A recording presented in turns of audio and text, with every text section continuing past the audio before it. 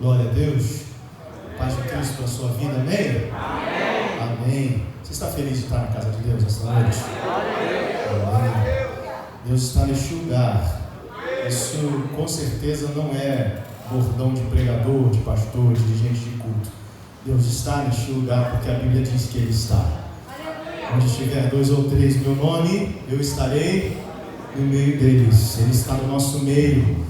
A Bíblia diz em Apocalipse que Ele anda no meio dos castiçais de ouro. Os castiçais de ouro são as igrejas. Ele anda no meio das igrejas. E Ele está aqui neste lugar. E o que significa isso? Significa que você não está na presença de alguém importante na terra apenas. Você está diante do Rei do Universo, diante do Rei da eternidade.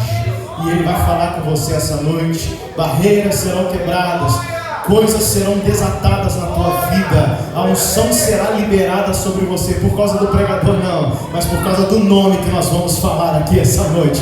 O nome de Jesus é poderoso.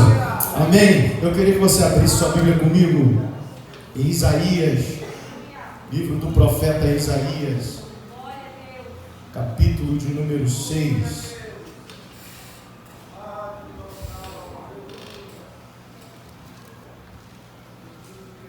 Livro do profeta Isaías, capítulo de número 6. Tenho certeza que você conhece esse texto. Se você não conhece, vai conhecer hoje. É um texto que a gente fala muito. Isaías capítulo 6. Pastor, onde é que fica Isaías? Está na Bíblia, irmão. Procura aí, o que você acha?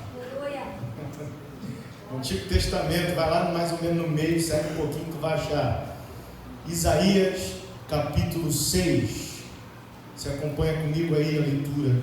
Diz assim, a minha Bíblia está na Nova Versão Internacional. Pode estar um pouquinho diferente das mais antigas, né? Mas é apenas questão de linguagem, é a mesma coisa. Diz assim: no ano em que o rei Uzias morreu, eu vi também o Senhor assentado sobre um trono alto e exaltado, e a orla do seu manto encheu o templo. Acima situavam-se os serafins, cada um tinha 6 asas, com 2 cobriam a sua face, com 2 cobriam os seus pés, com 2 voavam.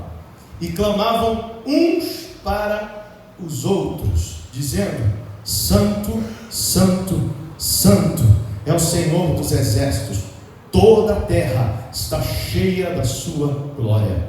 E os umbrais da porta se moveram à voz do que clamavam, e a casa se encheu de fumaça.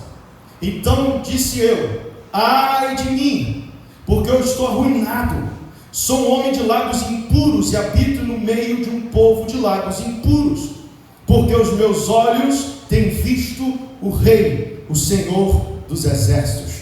Então voou um dos serafins em minha direção, tendo uma brasa na sua mão, uma brasa viva, a qual ele tinha tirado do altar com uma tenaz. E ele colocou sobre a minha boca e disse: veja, isto tocou os teus lábios, a tua iniquidade é removida e o teu pecado purificado.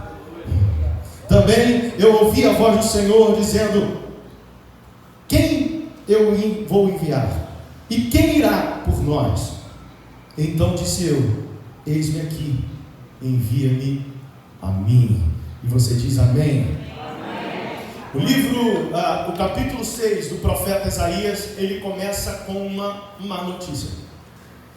Isaías, algumas traduções dizem que ele tinha um laço parental com o rei Uzias, né? E algumas traduções também dizem que Isaías ele era um homem muito bem conceituado no palácio.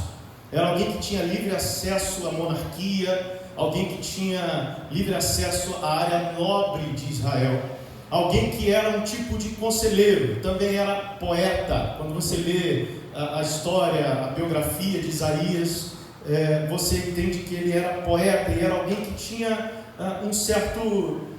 uma certa influência sobre o povo e um certo grau de proximidade do rei Uzias.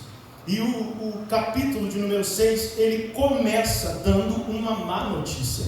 Ele começa dizendo: o rei Uzias morreu. E más notícias nunca são boas, a palavra já diz, são más notícias. E às vezes a gente tem que lidar com algumas delas durante a nossa vida, durante a nossa caminhada cristã. Nós estamos vivendo tempos difíceis, tempos complicados, né? Eu sempre termino o culto lá na igreja dizendo que a sua semana seja uma semana de boas notícias, mas nem sempre é possível. Às vezes as coisas fogem do nosso controle, e tem coisas, muitas delas na vida, que a gente não consegue controlar. Uma delas é a vida. Esses anos de pandemia, já está indo para o segundo ano, tem sido 2 anos, 1 ano e meio ali, de más notícias. Você liga a televisão, você coloca na internet e você só ouve más notícias. Um ou outro dá uma notícia boa, mas a maioria recebe e é bombardeado 24 horas por dia pela mídia de más notícias. Morreram tantos, e vão-se os números e vão falando. Outros de nós não precisam da mídia, porque muitos de nós perderam alguém próximo, sentiram a dor do luto durante esse tempo. Eu senti a dor do luto já 2 vezes, não de parentes, mas de amigos, de ovelha, que perdeu a vida, não se perdeu, mas perdeu a vida por causa da pandemia. E a gente tem vivido isso. A dificuldade da igreja desse século é não saber conviver com as más notícias. A gente foi acostumado que a gente vai viver de vitória em vitória, de fé em fé, de glória em glória. Se fecha uma porta aqui, Deus abre uma porta acolá. Se fecha uma porta aqui, Deus abre uma janela acolá. E a gente foi acostumado e cresceu ouvindo isso. E quando as más notícias vêm, isso confronta aquilo que nós fomos ensinados, isso confronta aquilo que nós sentimos, isso confronta aquilo que nós cremos e como nós cremos, como nós acreditamos. Quando alguém vai para dentro de um hospital, quando alguém passa por uma crise, quando alguém tem um problema muito sério, aquele que é crente de verdade, ele vai para o joelho e ele acredita, porque sem fé é impossível agradar a Deus. Você não precisa de um profeta para dizer para você que Deus está contigo, que Deus vai te dar vitória. Se você tiver um pouquinho de fé, se você tiver uma fé do tamanho de um grão de mostarda, você sabe que quando você vai para o joelho, tem um Deus lá em cima que está ouvindo a sua oração. Aleluia. Tem um Deus que visita você no seu quarto, se senta na cama, se senta no seu lugar de devocional para ouvir você falar, para recolher as suas lágrimas, para ver o seu choro. E é interessante que Deus não ouve a sua oração, Deus vê a sua oração. A Bíblia diz: fecha a porta do teu quarto e ora, porque o Deus que vê em secreto te recompensará. Mas nem sempre a recompensa vem na hora certa, ou na hora que nós julgamos certo. Nem sempre a recompensa vem da maneira como nós achamos. Você vê inúmeras vezes na Bíblia pessoas que passaram por crises profundas,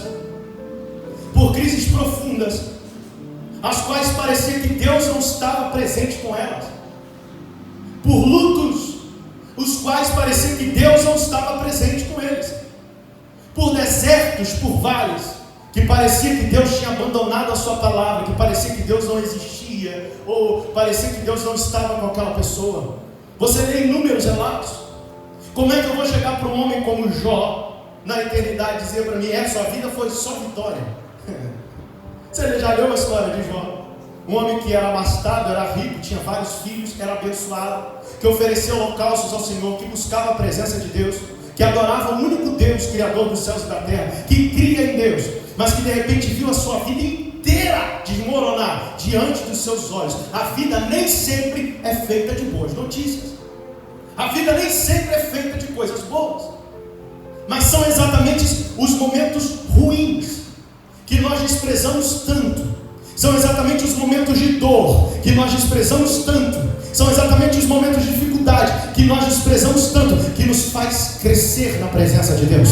São exatamente os momentos de dor, de luto, de dificuldade, que faz mostrar a boa mão de Deus que opera sobre a sua vida, que opera sobre você. São nos momentos em que você mais precisa, nos momentos em que você está mais no caos, e você diz: por que é é que Deus permitiu que eu passasse por isso? Porque Ele não vai te livrar da fornalha, Ele não vai te livrar da cova, Ele não vai te livrar do deserto. Ele vai estar com você. Quando passares pelas águas, elas não te submergirão. Quando os rios passares, eles não te afogarão. Quando passares pelo fogo, nem cheiro de fumaça haverá em ti, porque eu sou contigo para te livrar. Eu estarei contigo lá para te livrar. Eu estarei contigo lá para te livrar. Eu estarei com você naquele dia.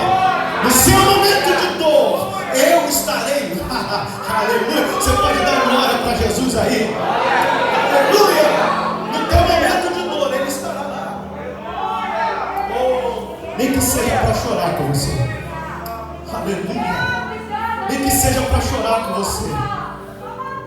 Jesus sabia muito bem o poder que tinha. Jesus sabia muito bem quem era.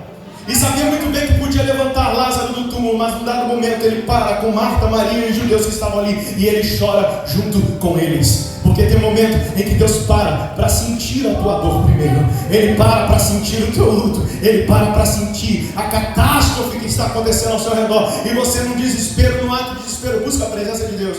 Por quê? Porque a vida nem sempre é feita de coisas boas. Mas são nesses momentos que Deus se revela a nós. Oh, aleluia. Talvez você tenha entrado aqui nessa noite com o teu coração pequenininho e dizendo para Deus o porquê. São nesses momentos em que Deus vai se revelar na tua vida. Aleluia. Quem seria Davi se não fosse Golias, irmão? Explica para mim. Quem seria Davi se ele não tivesse que enfrentar um gigante de 3 metros de altura que com um tapa podia desmontar ele? Quem seria? Quem seria Daniel se não fosse a cova dos leões? Ananias, Misael, Azarias se não fosse a fornalha ardente? Quem seria? Não seriam tão famosos, tão conhecidos apenas pelas profecias, apenas pela vida. O que os afamaram, os que colocaram no hall da fama foi exatamente o momento de dor, o momento de luta. E são nesses momentos em que Deus se revela a nós. No ano que morre o rei Uzias, Isaías tem uma manifestação de Deus na vida dele. Ele está dentro do templo. Interessante isso. A gente está tendo uma dificuldade muito grande, né? As pessoas, eu entendo até, né? Mas as pessoas num tempo como nós estamos vivendo, elas não deixam de ir ao mercado, não deixam de trabalhar, não deixam de pegar condução lotada. Muitos não deixam de ir à praia. Mas na hora de vir ao culto não pode, porque a pandemia está aí, eu não posso ir à igreja. Sabe onde Isaías estava? A Bíblia diz: a sua roupa enchia o templo. Ele estava dentro da casa de Deus. Ele estava dentro da casa de Deus. Pastor, isso aqui não é igreja. Você tem razão. Isso aqui só é igreja quando o primeiro crente passa por aquela porta. Agora, se você passou por aquela porta onde tiver 2 ou 3, esse lugar passa a ser igreja. Aleluia. E como eu já disse no começo da mensagem, Deus se manifesta no meio da igreja. Não deixe de vir ao culto, não deixe de estar na igreja, não deixe de estar no templo, porque aqui você é alimentado, aqui você é edificado, aqui você é exortado, aqui você é consolado. É aqui que Deus fala com você, é aqui que Deus se manifesta. Pastor, eu posso ligar o rádio? Pode, com inúmeras distrações do teu lado. Alguma coisa vai tirar a tua atenção, mas quando você senta para me ouvir, senta para ouvir o pregador, senta para ouvir o dirigente, senta para louvar, levanta para louvar, levanta para glorificar, está aqui neste lugar. Há um ambiente de comunhão, há um ambiente de glória que Deus se revela a nós. Aleluia. Então não deixe de estar. Isaías está no templo e ele vê a roupa de Deus, enche a casa de Deus. E é interessante que num tempo de calamidade, Isaías olha, porque a morte de um monarca nem sempre a morte de um monarca sempre marca um tempo de transição, e um tempo de transição sempre é demorado, é letárgico, é burocrático. Um tempo de transição sempre é assim. E ele está lá e ele vê Deus assentado no trono. E Deus me deu uma palavra extraordinária. Como eu disse, nós perdemos pessoas, e eu marquei com o pastor estar aqui essa noite. E eu tinha dito para ele: pastor, marca no 3º domingo, porque lá na igreja o 2º domingo é dia de Santa Ceia, né? Para quem não sabe, acho que todo mundo já sabe, porque me acompanha mais, muita gente aqui me acompanha nas redes sociais, eu acompanho vocês são lindos demais. Eu sou pastor de igreja agora, eu dirijo igreja também. E aí eu tenho que ministrar a ceia, eu tenho que estar presente. Só que domingo passado foi dia das mães, não teve nem culto, pastor. Eu tirei o culto, porque a gente perdeu uma pessoa muito especial. Eu falei, eu perdi um braço e uma perna. Eu perdi um braço e uma perna. Alguém que a gente acreditou demais, que sairia de lá. Alguém que a gente acreditou demais, que o milagre ia acontecer, e o milagre aconteceu. Sabe qual é o milagre? Ela está de pé diante de um trono branco. Porém, todavia, contudo, fica uma dor absurda, e a gente não tinha condições alguma de fazer um dia das mães. As crianças tinham ensaiado, o pessoal tinha feito o negócio, estão fazendo hoje lá, né? E aí, por causa do compromisso que eu tinha fechado com o pastor, eu disse: a Santa Ceia vai para o quarto, se precisar faz domingo que vem, faz de manhã, vai fazer qualquer dia desse aí, mas eu vou honrar o compromisso que Deus me deu. Agora, a gente tem que ficar, às vezes pasmos, às vezes olhando para o alto, mas de repente a gente lembra e a gente vê que Deus continua assentado no trono. Isaías olha e vê Deus assentado no trono. Pastor, o mundo está um caos. Pastor, as coisas estão erradas. Tem alguma coisa errada. Mas o Deus Todo-Poderoso continua assentado no trono. Não entendi, pastor? O domínio é dele. A vontade é dele. Está entendendo isso? Mas como que a vontade é dele se essa vontade é ruim? Não, a vontade dele não é ruim, só é diferente da sua. A vontade dele não é ruim, só difere da sua. A opinião dele não é ruim, só difere da sua. Os pensamentos dele não são ruins, só que assim como os céus se distanciam da terra, assim os meus pensamentos se distanciam dos seus, diz o Senhor. Nós não pensamos como Deus. Quando Jesus vira para Pedro e diz: para trás de mim, ele diz: tu pensa como homem, eu penso na eternidade. Você não enxerga um palmo na frente do seu nariz, mas eu enxergo a eternidade. A vontade de Deus é boa, ela é agradável e ela é perfeita. Ele continua assentado no trono. O domínio da tua vida continua nas mãos de Deus. O domínio do teu casamento continua nas mãos de Deus. O governo do teu ministério continua nas mãos de Deus. O governo do teu trabalho continua nas mãos de Deus. Apesar de todas as notícias ruins, o domínio ainda está nas mãos do Deus Todo-Poderoso. Aleluia! Louvado seja Deus. Deus está sentado no trono, sua roupa enche. Existem alguns elementos que eu gostaria que essa palavra é bem textual. Isso é, eu vou me ater ao texto, eu não vou viajar muito, né? Apesar de que minha esposa fala que eu viajo mais na Bíblia. Eu vou lá, não sei aonde volto, problema. Estevão começou em Moisés, terminou em Jesus, viu o que eu tenho com isso? E aí, isso é uma palavra textual, eu vou segurar aqui. Tem alguns elementos muito interessantes. Ele vê o trono, ele vê Jesus assentado no trono. Ele vê Deus assentado no trono. E aí, quando Isaías olha, a Bíblia diz que ele vê serafins. Sabe o que é serafim? São anjos. Tem várias escalas de anjos. Eu não vou me ater nisso aqui, né? Depois você lê um pouco sobre isso. Mas serafins são seres diferentes dos outros anjos. Ele tem 6 asas e eles queimam o tempo todo. Eles são fogo o tempo todo. Tem anjos que são ventos, tem anjos que são fogo. Faz os seus ministros ventos e labaredas de fogo. E os anjos estão lá queimando na presença de Deus. E a Bíblia diz que eles voavam acima do trono. Estão voando por sobre o trono. E é interessante, e aqui eu entro num outro elemento muito interessante dessa visão. Os anjos começavam a dizer: Santo, Santo, Santo. Escute isso aqui. Eles não diziam para Deus. Que, pastor? Sim. Diziam uns aos outros. Eles não viravam para Deus, se paravam de frente de Deus e diziam: Santo tu és santo, Senhor. Não, eles clamavam uns aos outros. Eles clamavam uns aos outros. É como quem diz: eu olho para o meu companheiro que adora comigo e eu disse: ele é santo, ele é santo. Eu estou dando testemunho para ele é santo. Olha lá, ele é santo. Olha como ele é santo. E eles ficam tão abismados, e a glória de Deus é tão grande, mas tão grande, a santidade de Deus é tão grande, e eles ficam tão abismados, que eles dizem isso noite e dia e noite e dia. Olha como ele é, olha como ele é santo. E eles ficam, sabe aquele bochicho, aquela fofoca, aquela coisa, olha lá, olha, você viu Deus, você está vendo a mesma coisa que eu estou vendo, você está vendo aquele trono, eles diziam uns aos outros: você está vendo aquele trono, você está vendo aquele trono, você está vendo aquela glória, você está vendo aquele trono, você está vendo aquela glória, você está vendo isso. Ele é santo, ele é santo, santo, santo, Kadosh, Kadosh, Kadosh. Ele é santo. E aqui há um outro elemento nessa visão que é linda demais. Eles estabelecem um ambiente de adoração. Sabe, se eu tivesse que intitular essa mensagem, seria o finalzinho dela, tocados pelo fogo. Porém, todavia, contudo, para a gente chegar lá, a Bíblia diz que Isaías, num tempo de calamidade, vê a glória de Deus, vê Deus sentado no trono, o domínio está nas mãos de Deus, e os anjos estabelecem um ambiente de adoração. Até aquele período da visão, só havia uma roupa que enchia o templo, não tinha fumaça. Até aquele período da visão, não tinha fumaça. Mas quando os anjos começavam a dizer: santo, santo, santo. Agora deixa eu dizer para os pentecostais: tem pentecostal aqui? Levanta a mão se eu quero ver você.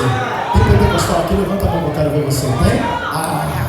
Deixa eu lhe dizer uma coisa: eles não falavam baixinho, não. Eles não diziam baixinho, não. Eu vou te explicar porque o texto diz que, segundo eles diziam santo, santo, santo, os umbrais começavam a tremer com a vibração da voz dos anjos. Não era, ai, ele é santo, hein?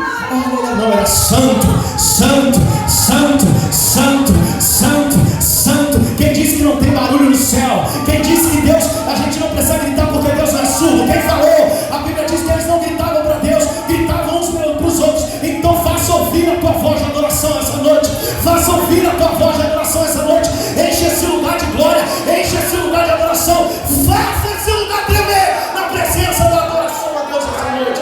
Santo, santo, santo, santo. E os umbrais, a vibração da voz dos anjos começa a tremer, começa a tremer, começa a tremer, começa a tremer, começa a tremer. Oh, aleluia, oh, aleluia, aleluia, aleluia, aleluia. Você já fez alguma coisa tremer com o grito da sua voz? Eu me lembro que a gente tinha uma igrejinha lá na Tijuca. Escuta isso rapidinho, vem aqui do céu, mano. A gente tinha uma igrejinha lá na Tijuca, no começo da nossa igreja, era lá na Tijuca, era uma casa que a gente ia na rua, esqueci o nome, Barão de Pirassununga, na parte de trás da Catedral da Assembleia de Deus que tem lá na Tijuca. E aí a gente ministrava, eu era criança, aí tinha uma música que o meu pastor cantava, que era pois contigo saltarei muralhas, eu não lembro mais da música, e também destruirei exércitos, pois eu sou mais que vencedor. Aí quando chegava nessa hora, tinha uns lustres, coisa das antiguidades, né? Porque era uma casa que a gente estava. Tinha uns lustres na igreja assim, que tinha uns penduricalhos. E quando a gente começou a cantar, e a gente cantava tão alto, aí eu falei pro meu amigo que estava lá, a gente era criança, não me tempo como menino, era criança na época. Eu disse para ele: eu vou falar tão alto, eu vou gritar tão alto que esse troço vai começar a tremer, você quer ver? E eu, pois eu sou, no final, mais que vencedor, meu maluco. E rapaz, eu vou te falar, claro que era a vibração do som, claro que era a vibração da caixa, claro que era a vibração da bateria, o negócio tremeu mesmo, o negócio não era a minha voz, né? O negócio começou a tremer, eu falei, eu já tinha visto tremer antes, por isso que eu falei, né? E eu disse para ele: eu vou fazer esse negócio tremer, e a gente gritava tão alto que a vibração começou a tremer, um penduricalhozinho que tinha no lustre. Eu falei: tá vendo aí? Tá vendo aí como é que se adora a Deus? Deixa eu dizer uma coisa, você já balançou pelo menos um lustre na tua casa? Você já conseguiu balançar? Pelo menos dar um grito no cangote do teu irmão de ação: ele é santo, ele é poderoso, digno de glória, pastor de máscara, não importa, abre a tua boca para adorar o nome do Senhor. Deus não é Deus de cemitério, de sepulcro, de silêncio. Deus é Deus que ministra no meio da adoração. Deus é Deus que está no meio dos orares.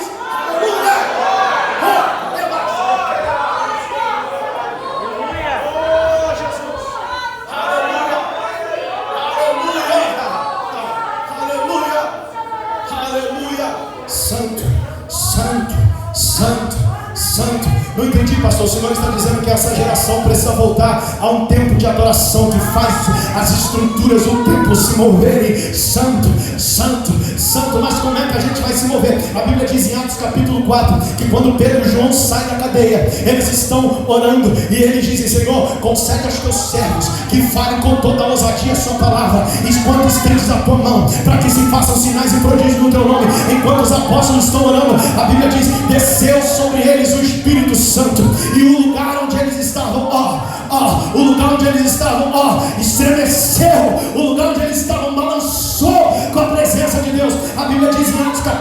6. Não estou falando de Antigo Testamento, veja bem, eu estou no Novo Testamento, na Nova Aliança. E a Bíblia diz em Atos capítulo 16 que Paulo e Silas estão dentro de uma cadeia e estão com vergões nas costas, e estão humilhados, e estão vilipendiados, e foram açoitados, e estão na cadeia, e estão dizendo: o Senhor é poderoso, o Senhor é santo, oh, nós vamos louvar o nome dele, oh, nós vamos adorar o nome dele, oh, nós vamos glorificar o nome dele. E de repente começou um balanço, começou um terremoto, e a Bíblia diz: portas foram abertas. No meio da adoração Deus abre portas, oh, prisões foram soltas. No meio da adoração Deus liberta pessoas, oh, aleluia. No meio da adoração Deus faz essas coisas. O lugar estremeceu. Olha o serafim dizendo aí, ó: santo, santo. Você pode levantar sua mão, Senhor. Encha esse lugar de adoração essa noite. Encha esse lugar de adoração essa noite. Oh, acompanha comigo aí. Dá teus pulos. Deus não rejeita a oração. Oração é alimento.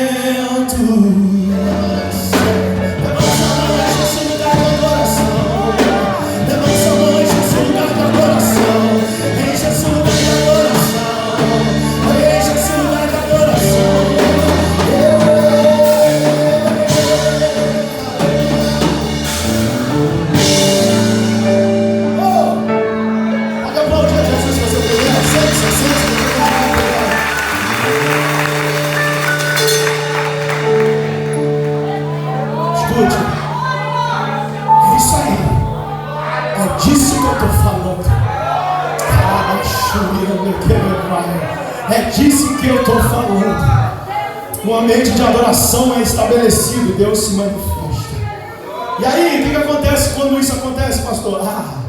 A Bíblia diz que Isaías olha para Deus, olha para si, olha para Deus, olha para si e diz: estou morto. Estou morto. Deus vai me matar, estou morto. Quanto mais você olha para Deus, mais você vê o quão pequeno você é. Aleluia, eu sinto a presença de Deus aqui essa noite. Quanto mais você olha para Deus, mais você vê o quão pequeno você é, o quão indigno você é. Não existe soberba que fique de pé diante de um trono branco com o eterno assentado sobre ele. Não tem. Isaías diz: Senhor, eu vou morrer, eu vou morrer. E o sentimento é esse mesmo. Há uma santidade tão grande que diz: eu não mereço estar aqui, eu não mereço estar no meio da congregação, eu não mereço. E você vem carregando seus pecados nas costas, às vezes para a igreja, você vem carregando seus pecados nas costas, às vezes para um período de adoração, você vem carregando seus pecados nas costas, às vezes para um período de devocional, e você diz para Deus: Deus, eu não mereço estar aqui, por favor me dá um cantinho, eu só preciso de um cantinho, eu não mereço estar aqui, Senhor, não me mate, não tire minha vida, eu só quero ver a tua glória. Isaías está ali dizendo: Senhor, eu não posso, eu vou morrer. De repente, um anjo sai da presença de Deus. Sabe o que é interessante nesse texto? Não houve ordem de Deus para o anjo fazer aquilo. E aí eu, com a minha mente, minha imaginação santificada, eu acho que Deus já tinha falado antes. Os anjos se movimentam sem Deus falar nada. Leia o texto. Quando Isaías fala: eu não mereço, eu vou morrer, o anjo vem, pega uma tenaz, aquela tesoura de brasa, pega a brasa do altar, que queimava com a presença de Deus, e marca Isaías. A partir daquele dia, Isaías não era mais a mesma pessoa.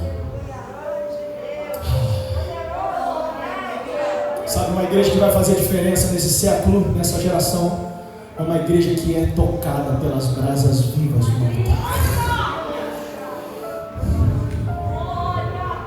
Uma igreja que vai fazer a diferença nesse tempo é uma igreja que ainda queima na presença de Deus. A gente tem vivido um tempo de intelectualidade no meio do povo. Claro, as pessoas querem quase que destrinchar Deus. Nós vemos a era da informação, quase nada está oculto à nossa mente, aos nossos estudos, aos nossos olhos. Você coloca no papai Google e mamãe YouTube e eles ensinam quase tudo, mas não ensinam a sentir a presença de Deus. Eles destrincham Deus e chamam ateus para falar de Deus, e chamam teólogos para falar de Deus, mas como diria a canção, nem o ateu, nem o teólogo consegue explicar Deus. Sabe quem consegue falar um pouquinho de Deus? aquele que não sabe, mas experimenta da presença de Deus. Porque Salmo 37:8 diz: provai e vede que o Senhor é bom. Só conhece a bondade de Deus aquele que experimenta. Não é aquele que teologiza demais, não é aquele que... Não estou falando contra a teologia, não estou falando contra os estudos. Eu estou dizendo que a letra por si só não ensina nada para ninguém. A letra, segundo as Escrituras, mata, mas é o Espírito que vivifica, é o Espírito que comunica Jesus em você, é o Espírito que traz à tona isso. A igreja que vai fazer a diferença nesses dias é uma igreja que foi tocada e é tocada pelo fogo. Sabe, todas as vezes que eu leio Isaías 6, eu me lembro de Atos 2. O que está em Atos 2, pastor? A Bíblia diz que todos estavam reunidos, esperando uma promessa. Todos. E eles têm uma visão. Qual é a visão? Alguém teve uma visão lá. O profeta levantou e disse: eu estou tendo uma visão. Interprete o texto. Não foi todo mundo que viu, foram vistas entre eles. Alguém viu, ou mais de uma pessoa viu, mas não todos. Línguas como fogo que descia. Sabe, o ministério de Jesus ele é diferente nesse termo do ministério da igreja. Como assim, pastor? Isso é heresia? Não, eu vou explicar. Na maneira como se faz. Primeiro, Jesus disse: vocês farão obras maiores. Disse ou não disse? Estou falando besteira? Não, né? Ele disse: vocês farão obras maiores. Segundo, ele disse: vocês ouviram nos ouvidos, apregou nos telhados. Sabe como era que era a pregação de Jesus? Sabe como? Dá licença aí vocês. Deixa eu ver.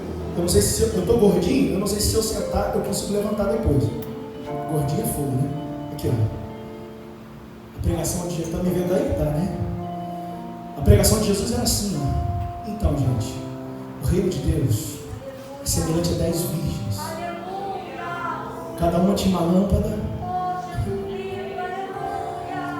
Sabe que muitos de nós diriam: que pastor chato, não sabe nem pregar. Jesus não fazia ouvir sua voz, diz a palavra. Ele não fará ouvir sua voz nas praças. Não quebrará a cana trilhada. Não apagará o pavio que fumega. Está na Bíblia. Ele pregava nos ouvidos.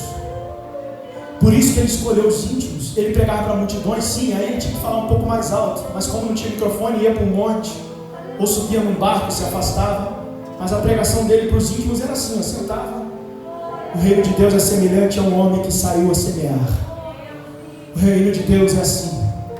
As únicas vezes que eu vi Jesus se exaltar num discurso na Bíblia foi contra os fariseus. Quando ele se levantava e dizia assim: hipócritas! Aí ele dá uns gritos. Foi quando ele entra no templo. Quando ele entra no templo e as pessoas estão vendendo coisas, aí ele pega uma zorrada e taca todo mundo fora. Foi quando alguém ouviu a voz de Jesus. Mas até então ele estava ali falando: o reino de Deus, o reino de Deus. Sabe por quê? Eu vou te explicar. Porque quando o Espírito Santo vem sobre Jesus, ele não vem como um fogo, ele vem como uma pomba. O simbolismo aqui é muito interessante. A simplicidade de uma pomba. Jesus era mais simples que nós. Mas agora, para o Evangelho ter perfusão no mundo, para o Evangelho se espalhar, ele não vem como uma pomba. Por que não pousou um monte de pomba lá no dia? Não era isso que Deus queria. Tinham várias nações. E naquele dia vieram línguas. Mas não vieram na simplicidade de uma pomba, vieram como fogo que queimou eles. Jesus não precisava ser queimado. Ele nasceu, ele é Deus. Ele mora no meio do fogo. A glória está nele. Ele não precisava de fogo. Fogo, quem precisa somos nós. Línguas, quem precisa somos nós. Profecia, quem precisa somos nós. Revelação, quem precisa somos nós. Adoração, quem precisa somos nós. Como assim? É Deus que é adorado, mas Deus se move do seu trono quando você o adora? Não! Deus não muda. Quem muda com a adoração é quem o adora. É ou não é? Salmo 115 vai dizer que os deuses do mundo têm boca, mas não falam, têm pés, mas não andam, têm nariz, mas não cheiram, têm mãos, mas não apalpam. Tornam-se semelhantes os que os fazem e os que o adoram. Há uma regra espiritual aqui. Você se torna semelhante àquilo que você adora. Você se torna semelhante àquilo que você adora. Quando nós adoramos, não é Deus que se move, é você que se move.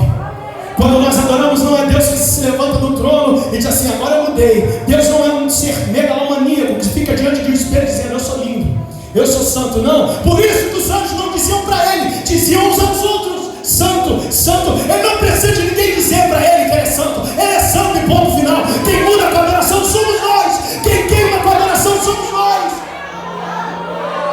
O anjo vem e toca Isaías. E sabe o que é mais interessante? Diz assim: o teu pecado é perdoado. Uma geração que vê Deus, uma geração que adora a Deus, uma geração que está no meio da glória de Deus, mesmo no meio de tantas más notícias, sempre será uma geração que será perdoada e será tocada pelo fogo do Espírito Santo. Sabe o que o Senhor quer para esses dias? Para eu caminhar para o final da minha fala. Sabe o que o Senhor quer para esses dias? O Senhor quer luz para o seu entendimento e fogo para o seu coração. Grave isso, leve isso para sua casa. Pastor, não gravei nada da mensagem, você gritou demais. Tá bom, grave isso.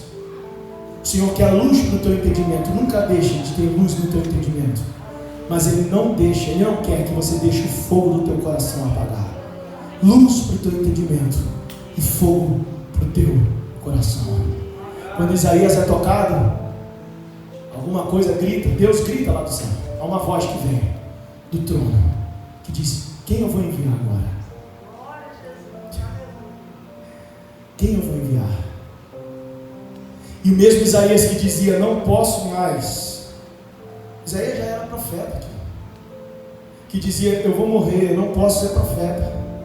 Eu vi Deus, eu vou morrer, meus pecados são grandes demais, eu vou morrer. O mesmo Isaías que diz isso é o mesmo Isaías que agora ouve a voz de Deus e diz assim: eu estou aqui, pode me enviar. Eu estou aqui, pode me enviar. Por quê? Porque esse fogo vai fazer o teu coração queimar tanto. Está entendendo essa palavra essa noite? Esse fogo vai fazer teu coração queimar tanto, que será impossível para você não testemunhar do Evangelho de Cristo. Será impossível para você não testemunhar. Até quando você não quiser testemunhar. Quando você não quiser testemunhar, quando você estiver à beira da fogueira, como Pedro estava, alguém vai dizer: você estava com eles, né? Você é um dos tais. Você fala como eles. Você é um dos tais. Pedro tinha sido tão marcado por Deus, tão marcado pela presença de Jesus, que quando ele está negando Jesus, quando ele está na beira da fogueira negando Jesus, alguém o reconhece. Tinha tanto de Jesus, o jeito de falar, o tanto de Jesus nele, que a mulher disse: ei, eu conheço você. Você é um dos tais. Tem um negócio em você que os outros não têm. Você adora com o Nazareno, não é? O Senhor vai fazer isso com essa geração. Quando você estiver para negar Jesus, quando você estiver para falar mal, quando você estiver para fazer alguma coisa errada, um fogo brotará de dentro de você. Está entendendo? Um fogo de santidade vai brotar de dentro de você. Será impossível para você não testemunhar da graça que você recebeu, da presença de Deus. O Senhor vai levantar uma geração tocada pelo fogo. Cadê essa geração? Está aqui essa noite? Está aqui essa geração? Então levante a sua mão, dá uma glória para Jesus aí e aplauda esta palavra, a palavra de Deus, em nome do Senhor Jesus. Aplauda ela, em nome de Jesus, em nome do Senhor Jesus. Amém? Louvado seja Deus. Fique com essa palavra essa noite. Deus abençoe tua vida, em nome de Jesus. Aleluia. Louvado seja o nome do Senhor. Glória, glória a Deus.